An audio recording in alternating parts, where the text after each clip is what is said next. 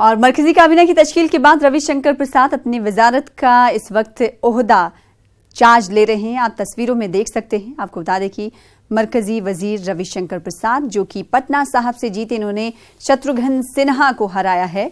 पटना साहब से वो एमपी थे जिन्हें बीट करके ये मेंबर ऑफ पार्लियामेंट बने हैं और जिसके बाद मरकजी काबीना में इन्हें जगह दी गई है और वजारत का आज चार्ज लेते हुए देखे जा सकते हैं। उनका इस्तकबाल किया जा रहा है बुके देकर। मरकजी वजीर रविशंकर प्रसाद इस वक्त अपने ओहदे का चार्ज लेते हुए देखे जा सकते हैं। मरकजी वजीर रविशंकर प्रसाद गुज़िश्ता मोदी वन के रजाइम में भी आपको बता दें कि मरकजी वजीर थे। उन्होंने कई कलमदान पोर्टफोलियो पर बने रहे और उसके बाद आज वो अपना ओहदा संभालते हुए देखे जा सकते हैं। ऑफिस में इस वक्त मौजूद हैं। कुछ देर पहले उनका इस्तकबाल किया गया बुके देकर। आपको बता दें कि मरकजी वजीर रुकने पार्लियामेंट है पटना साहब से। बिहार के पटना साहब सीट से एमपी मुंतखब किए गए हैं इस बार 2019 लोकसभा में। आपको बताते हुए चलें कि रविशंकर प्रसाद ने शत्रुघ्न सिन्हा जो कि कांग्रेस में जल्द ही शमूलियत इख्तियार करके शामिल हुए हैं, उन्होंने बीजेपी के दामन छोड़ा और पहले यानी गुज़िश्ता साल मोदी वन में शत्रुघ्न सिन्हा बीजेपी की जानिब से मुंतखब किए गए थे पटना साहब से रुकने पार्लियामेंट, जिन्हें बीट किया है, जिन्हें हराया है रविशंकर प्रसाद ने। और इस वक्त वो अपनी वजारत का चार्ज लेते हुए देखे जा सकते हैं। रविशंकर प्रसाद वजीर कानून का चार्ज ले रहे हैं। इस वक्त तस्वीरें उनके ऑफिस से आप सीधी तौर पर देख सकते हैं। रविशंकर प्रसाद पटना साहब से रुकने पार्लियामेंट मुंतखब किए गए हैं और काबीना में शामिल किए जाने के बाद आज रविशंकर प्रसाद अपने दफ्तर में मौजूद हैं।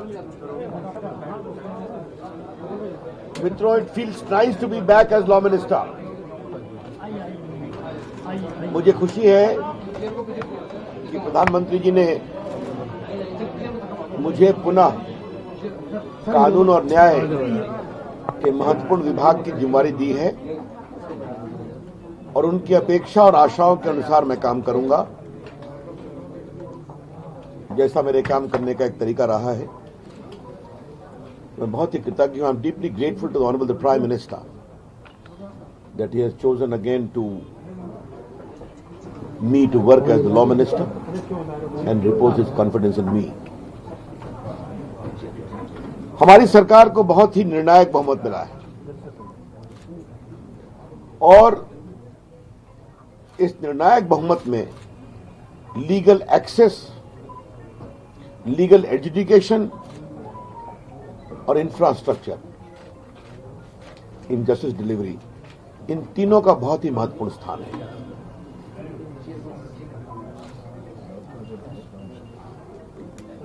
ये बहुत सुखद संयोग है कि माननीय प्रधानमंत्री जी ने मुझे संचार और आईटी का भी विभाग दिया है।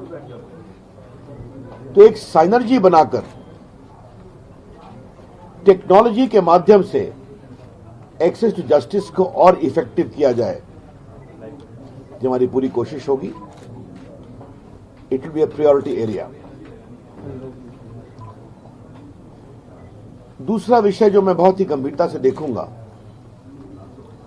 कि ऑल इंडिया जुडिशियल सर्विस के लिए स्टेक होल्डर कंसल्टेशन को एक्सपेडाइट किया जाएगा।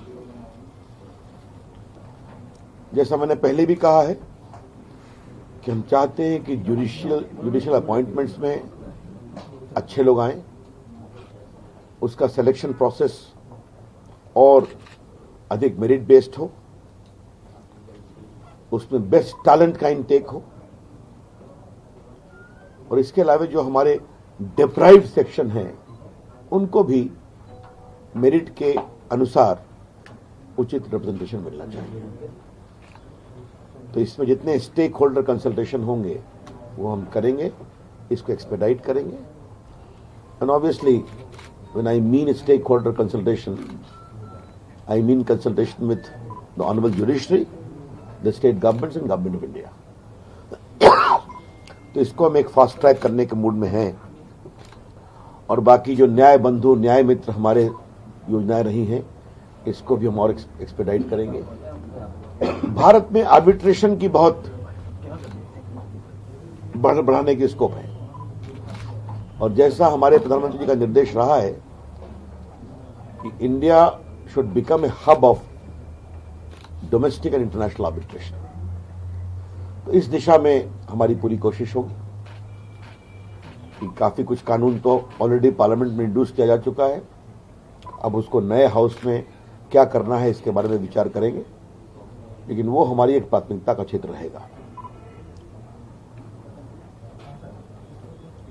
जुडिशियल अपॉइंटमेंट्स को फास्ट ट्रैक करेंगे और इसमें will be in consultation with the honourable Supreme Court. Obviously we have to work as team. और एक बात मैं बहुत विनम्रता से इस बात को कहना चाहूंगा, as a law minister I will not be a post office simpliciter. The law minister and law minister has a role as a stakeholder, obviously giving due regard and respect to the collegium system. But as law minister, neither me nor my department will remain a post office simpliciter.